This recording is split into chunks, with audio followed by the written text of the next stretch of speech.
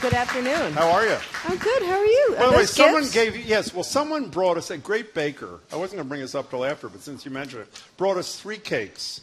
One for Marjorie, one for me. They're fabulous. And I realized if we give you one, as he asked us to do, what do you have, like a food taster? What do you do? You just eat it? No, I just have to make sure it's not worth more than $50. No, it's definitely. Is he still here? He home baked it. It's $49.95. Here it is. We'll tell you. That's great. Who is the fellow? This is delicious. I think he's gone. This is horrible. But they're often these like it says almond. Handmade with love. Handmade with love. And usually they're an almond cake. I don't know what this one is, but they're really good. And he's made them several times, and I've eaten them. And plus, you can freeze it. You can cut off a piece and freeze the rest if you want to not eat the whole thing. We'd find a way to consume this right away back at the State House. This is from a gentleman he owns Pilgrim's Pass. That's the name of his bakery. Okay. Yeah.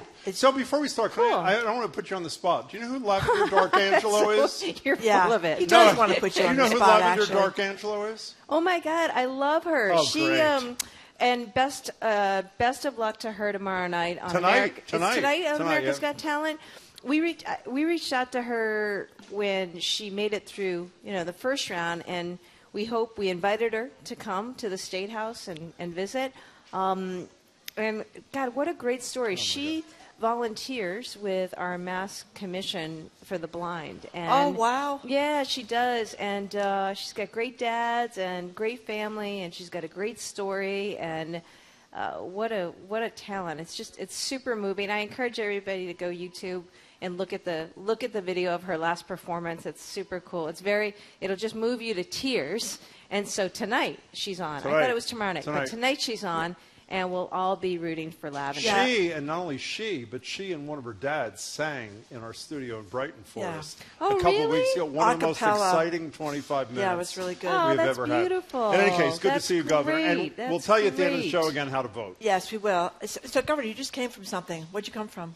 I just came from a celebration of Recovery Month. It was with a number of folks who gather every year. This is the 33rd year of it, and I never missed one as Attorney General. I'm not going to miss one as Governor, but it's really a moment for folks in the recovery community to come together and to do a few things.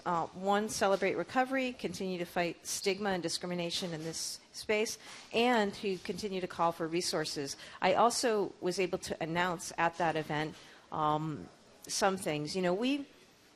Going after the Sacklers, going after the drug companies, as we did when I was Attorney General over the last 8 years, resulted in about $1 billion coming back to Massachusetts over the next several years. All of that money is going to be used for recovery work, prevention, education, harm reduction, and the like.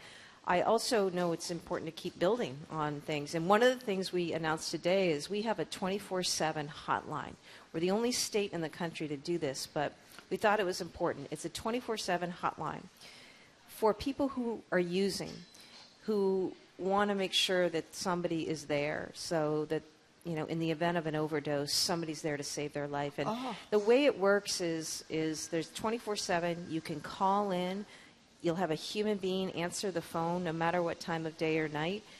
They will be there with compassion, non-judgmental, and in the event that there's no continued contact there, or you lose a connection, or somebody isn't responsive, we'll make sure that somebody is sent out immediately to the scene. And last night I was speaking with Stephen Murray, who's the doctor who oversees this with a team of staff and volunteers.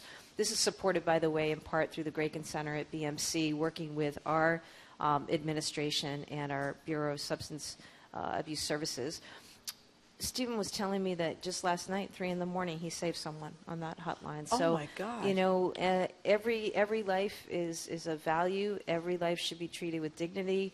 We know that so many people continue to suffer from addiction. So many families around the state and country continue to have experienced such heartache and anguish. And I just want people to know that, as Governor, I am all in. So is our Health and Human Services team, our Department of Public Health, partnering with those with lived experience in the community to just continue to find ways to do what we need to do. I watched Painkiller the other night, which some of you may have seen. It's on, I don't know, Hulu or Netflix, one of those.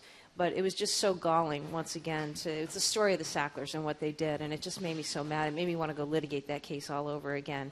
But in the meantime, we've got a lot of folks committed to recovery here, and want to do all we can to make sure resources What's the number? go that way.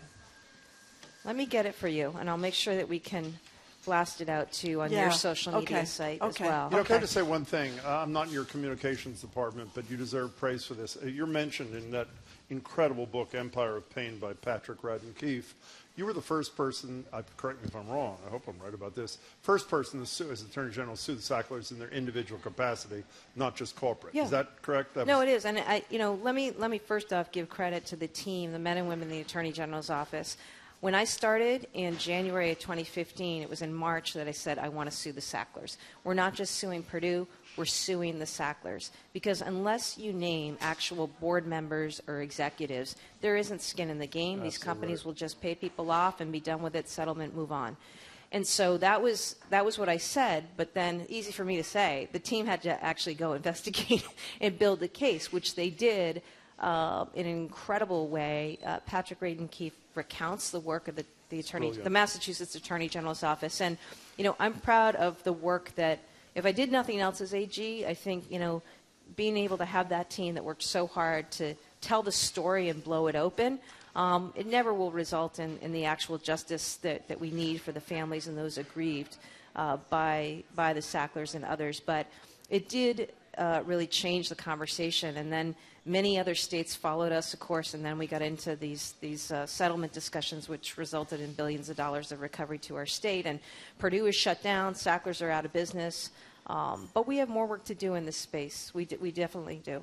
Now, before we get to your calls, which is about 90 seconds away, the lines are full, but 877-301-8970. I know there are a lot of questions that were given Zoe by people in the audience. You ran on for the governorship on a pledge to do tax cuts for the people of Massachusetts. The legislature took its time. They finally allegedly have cut a deal. Do you know what's in the package? I think we're going to see a great package, and I am very proud of this. It's something I promised when I was running for governor. It's something I talked about early on in our administration. We need tax relief to make Massachusetts more affordable, more competitive, more equitable, and I'm pleased to say we are getting that. We are getting that with this package, though I don't know all the details. We have had a lot of discussions over the last several weeks and months, and this will be a package that's going to provide the right kind of relief and will make Massachusetts, in my view, more affordable, more competitive, more equitable. We'll see what is said later on today, but this is something I believe strongly in, and I'm really pleased that we were able to get the kind of budget that we got a month or two ago that makes historic investments on a number of fronts, and I'm pleased that we were able to deliver, it looks like, on a tax package, tax relief for people here in Massachusetts. So those are two big things. And the last thing I'll say is this. We're also committed to making good on my other promise, which was that in this day and age, we were going to chase every single federal dollar that was out there. And I'm really proud to be able to announce here today, though I'm 30 seconds before the embargo, 20 seconds, it's okay. You can go. Yeah. That Massachusetts has been awarded a historic fund, and that is the ARPA-H fund. What is it? It's a program that the Biden administration set up, kind of like DARPA, and it is Advanced Research Projects Agency. And they had to go around the whole country and pick areas that were going to be hubs for substantial funding. And Massachusetts, we just won it. I'm really proud of that because this is, let me tell you what this is, and it's super important. This is about setting up a place here in Cambridge. It will be housed in Cambridge, but it's going to have spokes throughout the region. And it's going to be a place where industry, private industry, the state, the federal government all come together and work on the kinds of breakthroughs and innovations in healthcare and life sciences that are going to be transformational. And it just speaks to our reputation as a state that this is the region to come for healthcare, for life sciences, for innovation, for know-how. And that's why the Biden administration planted its flag here in Massachusetts. It means a lot. It means a lot for our area. It means a lot because not only are we going to power innovative and transformative solutions to healthcare problems here in Massachusetts, but nationally and worldwide. And I want to say grateful to all the partnership. There were a lot of partners who came through to help make this possible. But when I heard about this opportunity in March, I called my Secretary of Economic Development and I said, let's go out and let's win this thing. And she worked with folks in government and outside of government to put an application in. We got it. It's a really big deal. It also follows $100 million that we got last week from the Biden administration that Congress appropriated for the Chips and Science Act. Microelectronics, we're going to be manufacturing, innovating, researching in this important industry here in Massachusetts. That's chips and science. That's $100 million, $20 million this year, 5 years to come that we're going to compete for.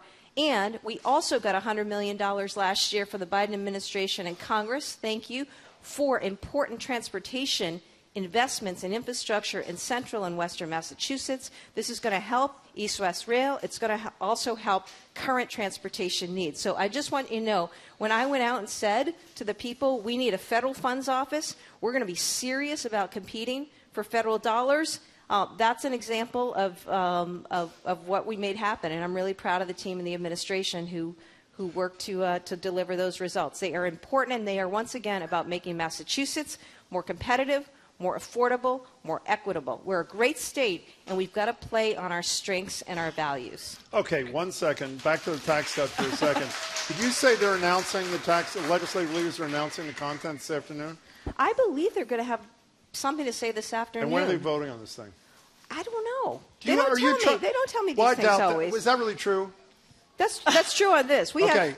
we have a great working relationship with the legislature. Yeah. We've been able to accomplish a lot, including historic investments on climate. Remember, I also promised that 1% of the budget was going to go towards climate. It did. I promised we'd fully fund the Student Opportunity Act. That happened. I promised that we'd have Mass Reconnect to make community college free to anybody aged 25 years old and older. We did.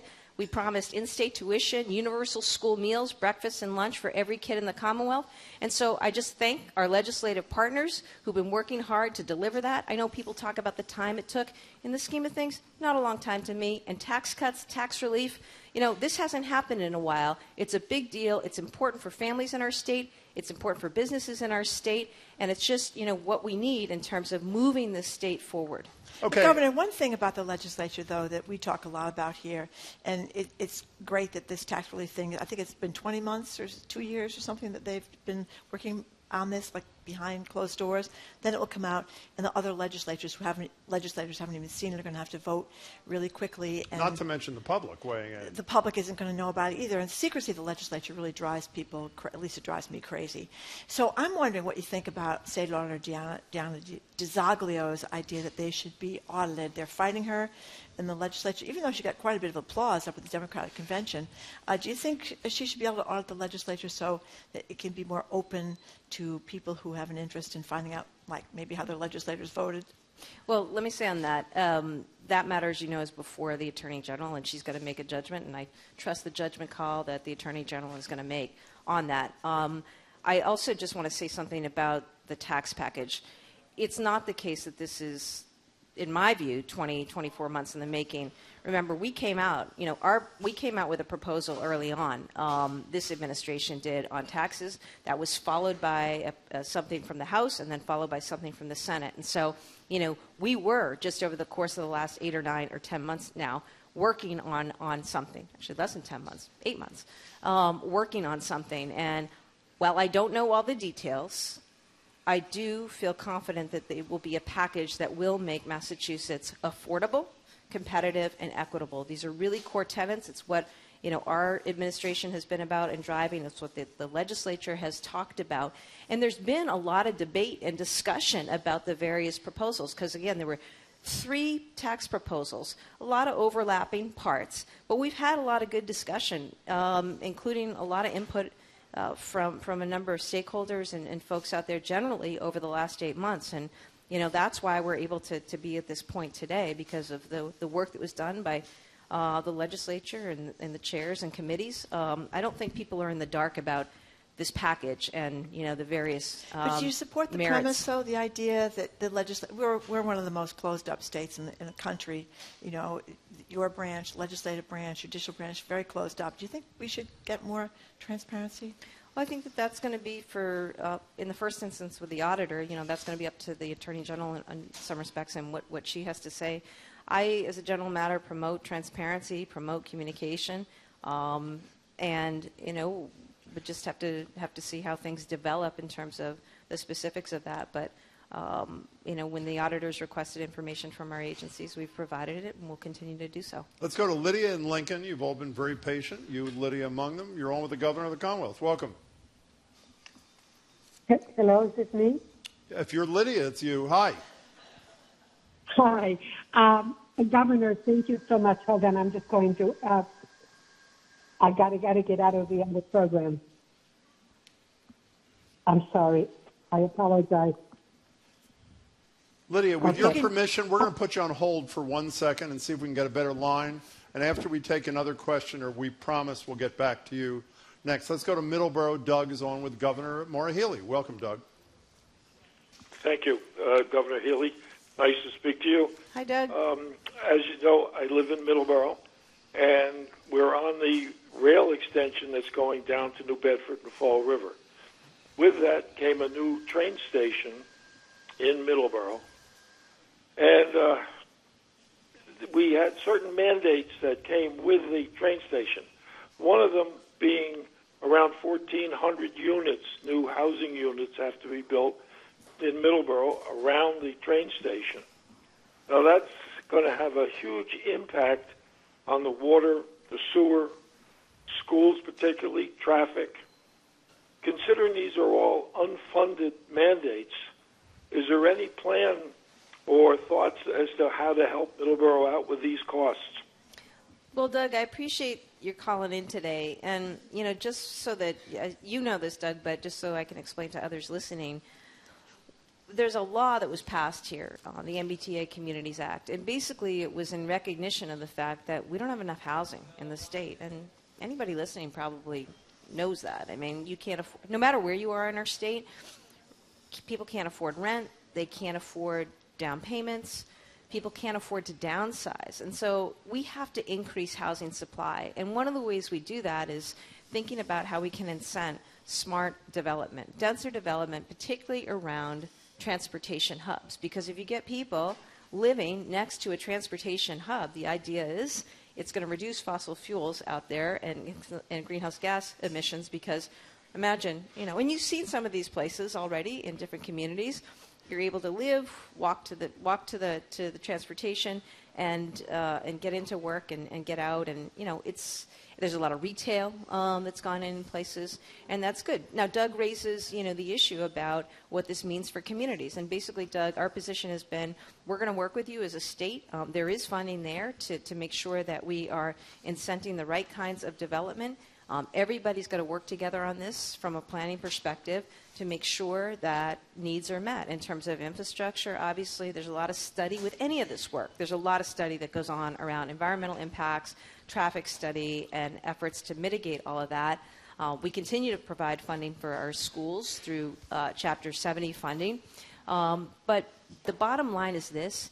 If we don't do something about housing, if we don't find a way to significantly increase housing availability in our state, we are all going to suffer. All communities will suffer. The fastest increase in the number of people leaving our state is among people who are 26 to 34 years old. These are people who can't afford rent. They can't afford to buy a house. Many people have returned home, and they're going to other places because of this housing problem. It's why I established a housing secretary when I started as governor. It's why we soon will be out with a housing bond bill that will be significant. And it's why we have also come out recently with both carrots and sticks that we can use with communities to get communities to reform zoning practices as necessary and to quickly engage together with stakeholders around the planning and development of housing. Housing is the top priority. If we don't deal with our housing crisis, we are going to suffer as a state. We need everyone's help. And Doug, I appreciate your pointing out, the tensions within all of this, which is why we've set up a model that will allow for that kind of input and support. Doug, thanks for the call. Lydia, who we're going to get back to in a second, actually has a rental assistance question related.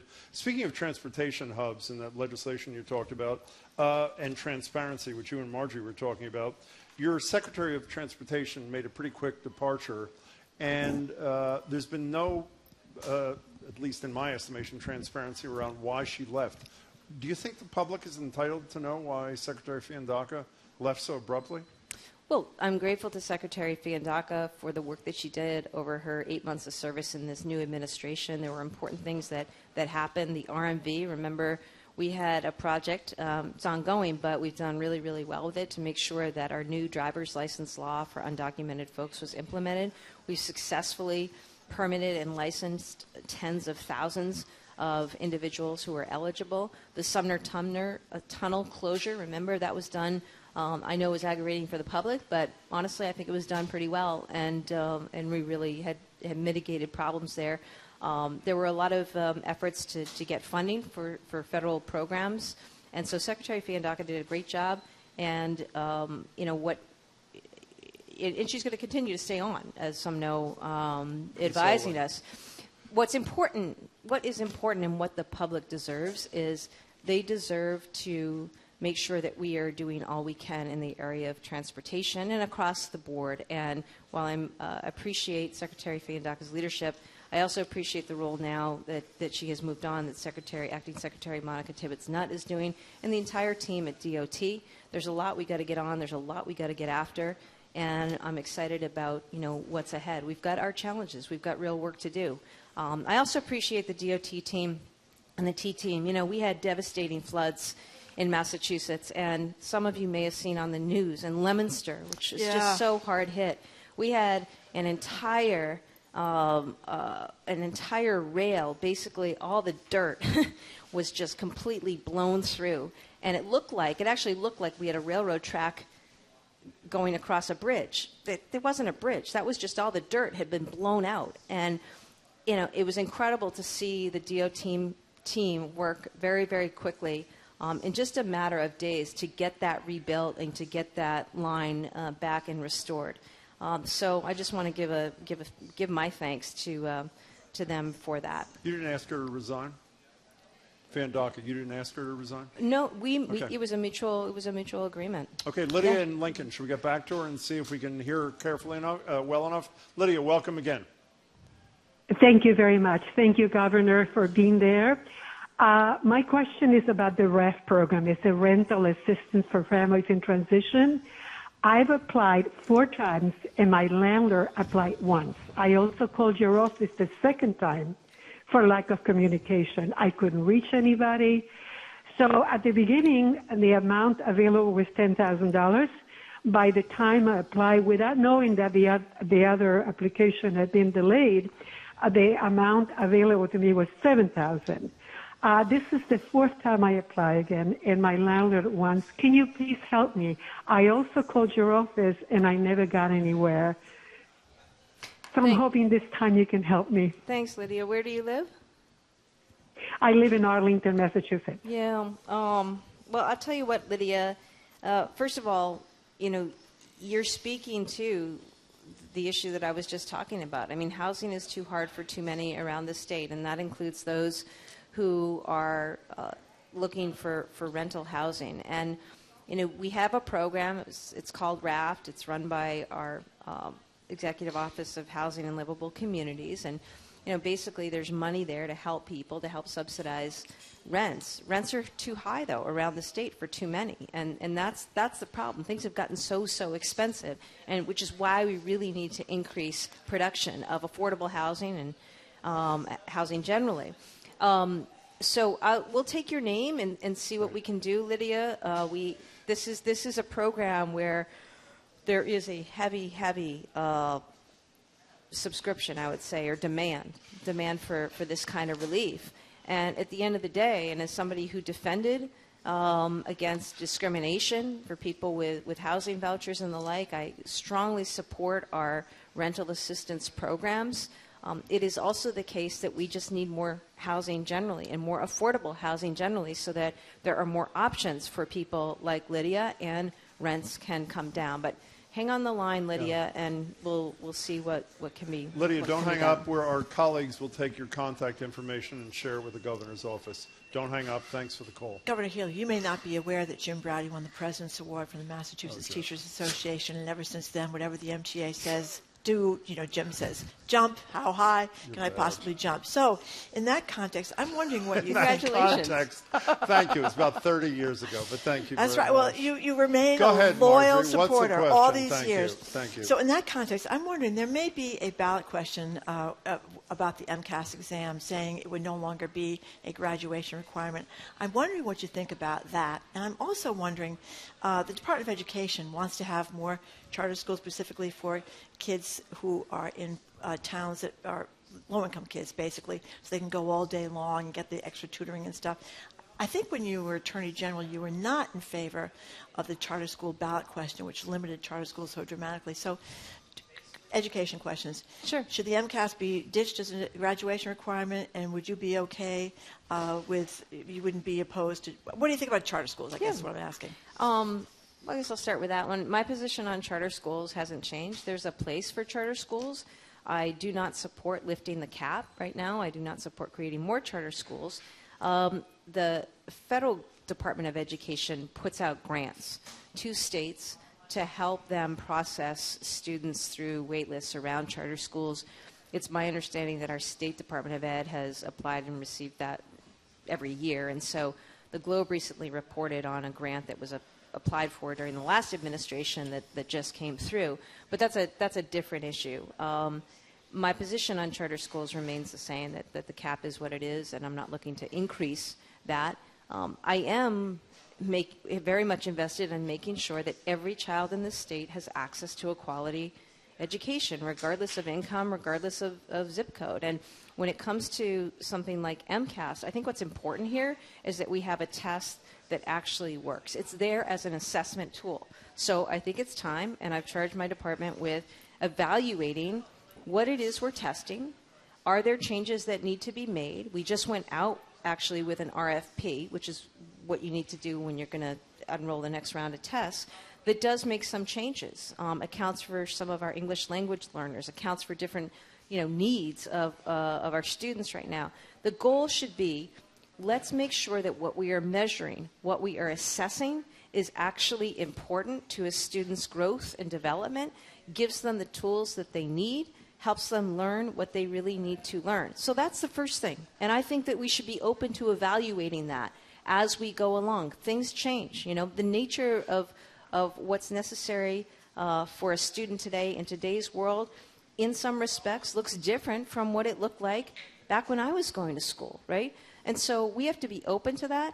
There are ballot questions on. I think there are like many ballot questions with respect to this particular issue. I think when it comes to the graduation requirement, again, that's something that we're looking at, because for me, the focus really is on what are we doing and why is it that children aren't able to satisfy a graduation requirement? What do we need to focus on? And particularly, with COVID and concerns about what has happened or what happened to students during COVID, we've got to be really leaning hard into what are the things we need to do to make sure we're getting students and educators the support that they need.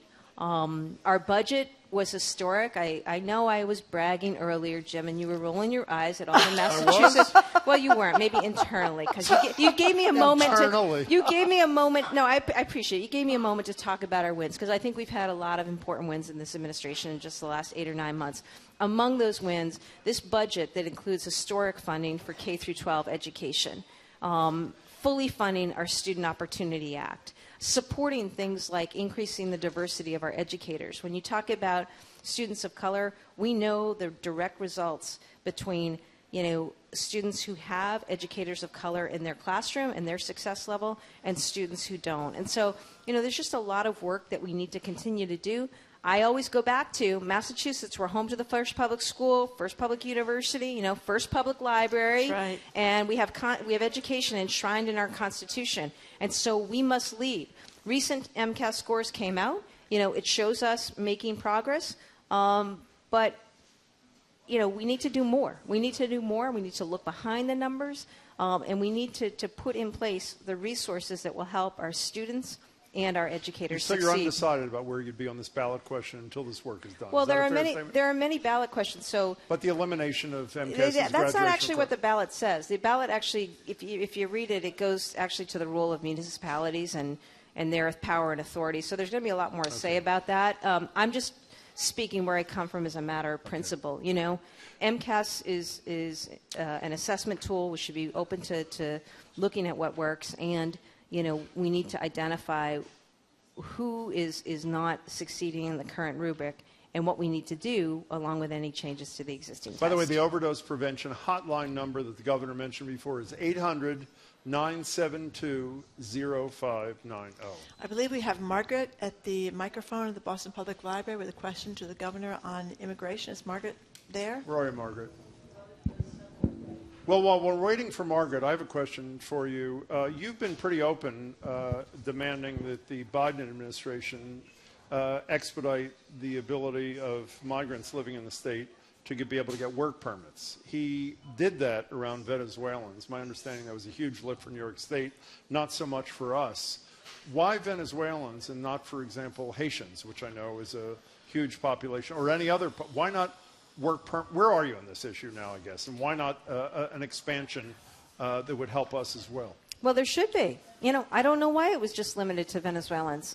Here in Massachusetts, we're seeing significant numbers of Haitians, and they too should be extended that ability. What does the White House tell you? What do they tell you? Well, here's a frustration, and let me be clear. This situation is a result of geopolitical forces, some of which are certainly beyond Massachusetts' control, right? They're also the result of years of failure and abdication of responsibility by Congress. You know, the failure to pass immigration reform, the failure to deal with certain things is why we're where we are today. It is also the case that I have been really clear that I need two things right now. We have a lot of folks who are coming in, some from Haiti. Many have traveled up through South and Central America.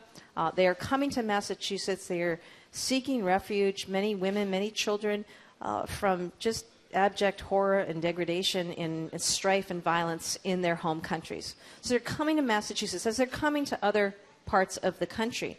And we have an obligation under a law here to house women and children, families who are houseless, who are homeless. And so what do? Well, every day my team has to quickly work to find housing in hotels, motels, other shelter spaces in an existing shelter network to house these families and to try to make sure that we have service providers there to provide food and health care and other attention.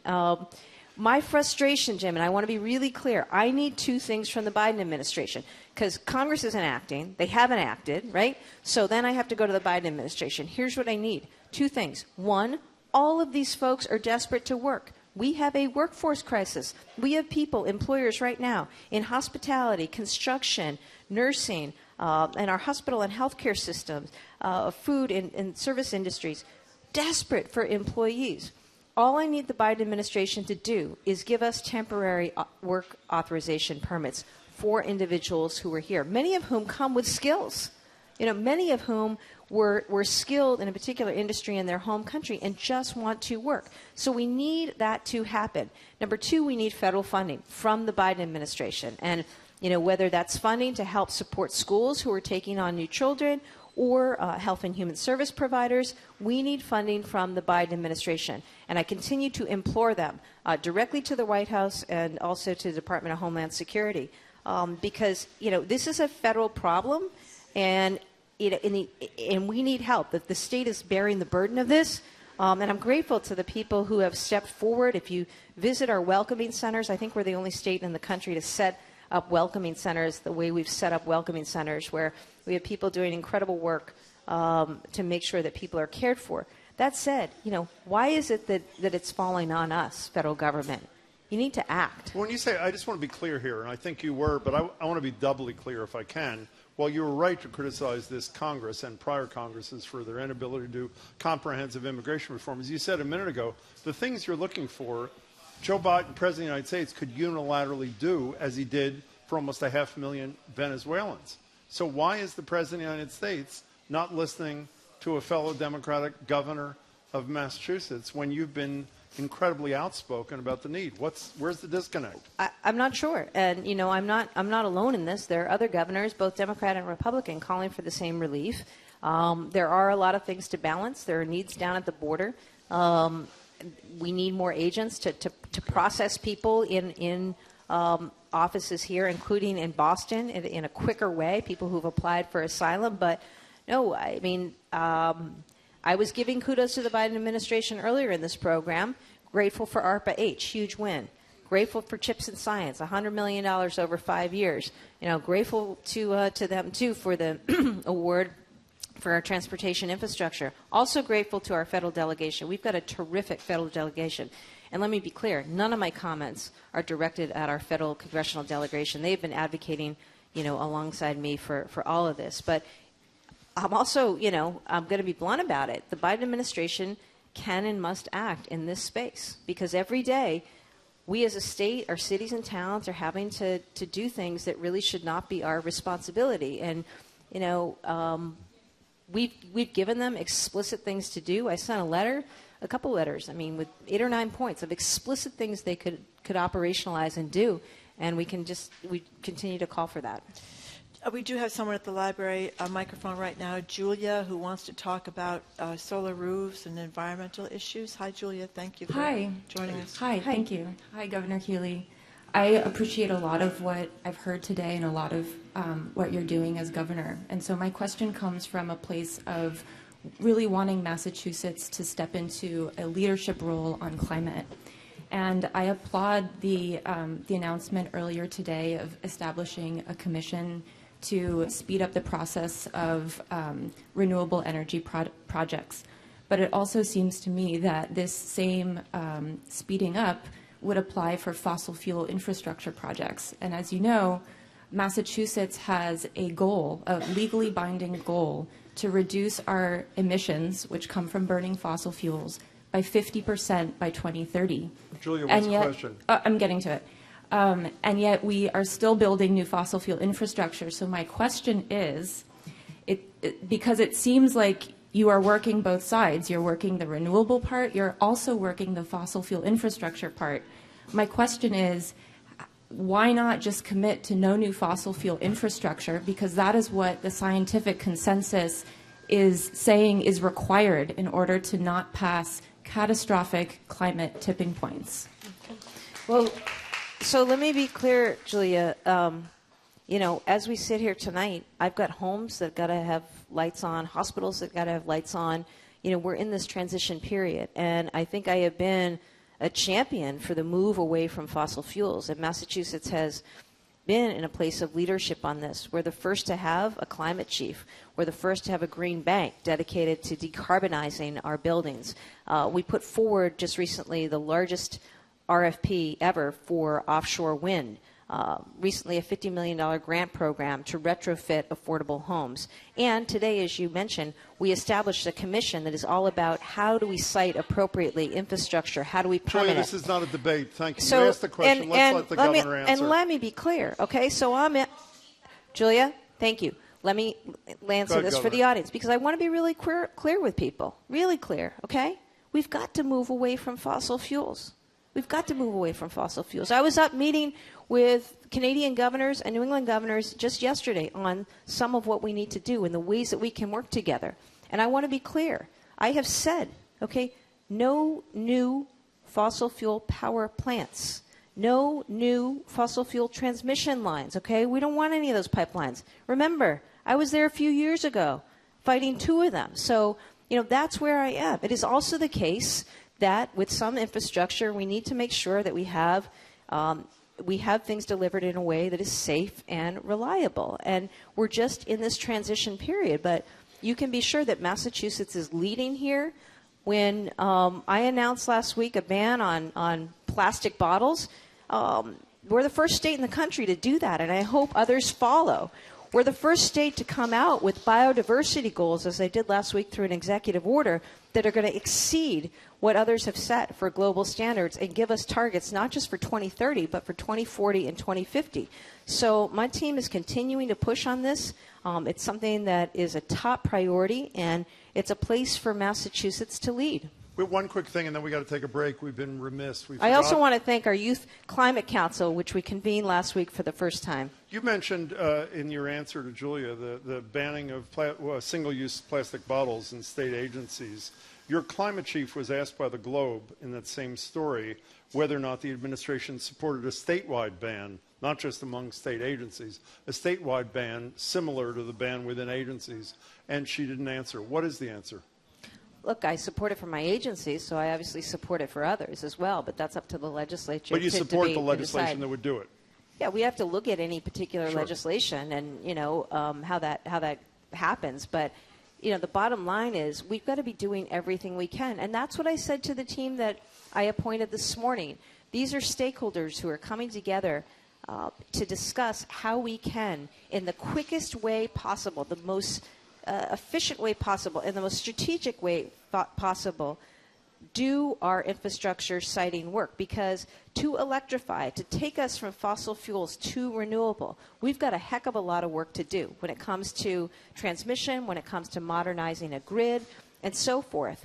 And that's going to require a lot of work together by local cities and towns, by planners, by the state, and others to remove the barriers that are going to impede the construction of responsible clean energy infrastructure. And what I told that group is that I need this. I need this as soon as possible, your recommendations, because we have no time to waste on this. We have got to get after it full speed ahead because we see the consequences of climate every day. I mean, who'd have thought that in my first year as governor, just one summer, we had 8 or 9 tornadoes in Massachusetts.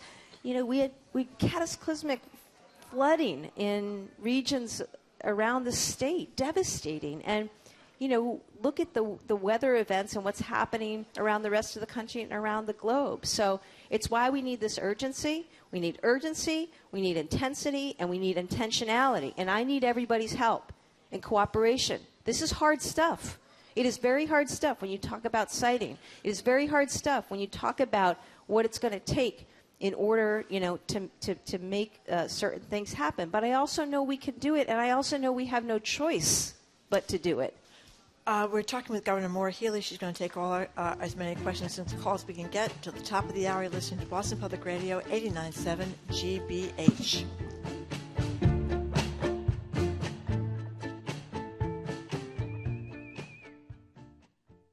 Next time on 1A, Jen White meets the Grammy-winning country duo Brothers Osborne. They talk about their new album as well as some things they weren't expecting. That's an amazing question, and I feel like I've never been less prepared to answer something.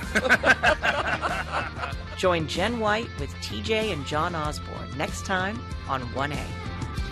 This afternoon at 2, here on GBH News 89.7. Funding for our programs comes from you. And Bridgewater State University, hosting Nobel Peace Prize laureate Lech Walesa on campus on October 3rd as part of BSU's focus on democracy and free speech. Learn more at bridgew.edu/events. And Bill. Bill automates financial operations for small to mid-sized businesses and helps to create and pay bills with financial visibility and control. More information at bill.com.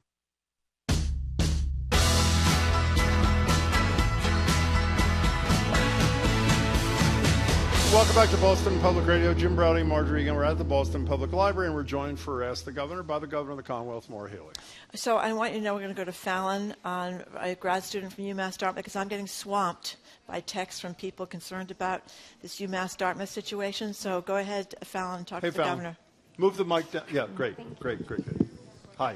Hi. Hello, Governor. We are here as the graduate students pursuing our Masters of Fine Arts at UMass Dartmouth. We traveled here today from New Bedford to speak with you and make sure you are aware of the enormous displacement of nearly 200 students after the sudden closure of the College of Visual and Performing Arts Star Store building. Despite our constant advocating, we have been without facilities, equipment, and studio spaces for over a month. We have written to the Chancellor, Mark Fuller, our provost, and higher-up administrators, and have been met with no response. The situation has left us unable to begin our semester, putting our learning at a standstill. The university has excluded us from conversations that directly impact our futures and the educations we are paying for. We are asking you to step in and help us advocate for an in-person meeting with UMass Dartmouth leadership to discuss how they plan to address the time we have lost and their future commitment to providing the facilities and educations we were promised. Fallon, thanks. Thank you, Fallon. Who step forward? Let me see who's in the group here. You guys are in the group. So are you guys you're not doing any classwork right now? No. No. Okay. There's a terrific piece about this in the New Bedford Light by a guy named Jack Spillane. It sounds like a very screwing, frankly, from what I've read. Use a legal term. I'll tell you what, Fallon, I really admire and appreciate that everybody made the trip up from New Bedford today. I want to do all that we can as an administration to support educational opportunities, including at the public higher ed level. I will tell you, I've had conversations with the mayor about this program, about this building, too. And we've had some initial discussions with UMass Dartmouth. So I appreciate your ask and request, and we will make sure that folks sit down with all of you. And ultimately, I want to figure out, is there a way, for you to be able to continue to pursue education through the University of Massachusetts. What's your major? Ceramics major. You're a mixed major? Ceramics. Oh, ceramics major. I'm in my third year, supposed to be working towards my thesis, and I'm unable to do anything. Okay, and I'm sure there are a lot of your fellow students who are in the same boat. We've moved here internationally. Students just moved here from Turkey, China, Iran, and all of them came here with the promise of being able to get their education. Okay, well, we'll make sure that you have have that meeting. Okay. Thank you. Thank you, and again, thank you for coming up, and thank you for studying what you're studying. Governor, if the federal government shuts down over the weekend, what's the role of the state government, if any, to fill some of the holes that will be created by this grotesquely irresponsible action by the House Republicans? To keep things going, continuity of operations.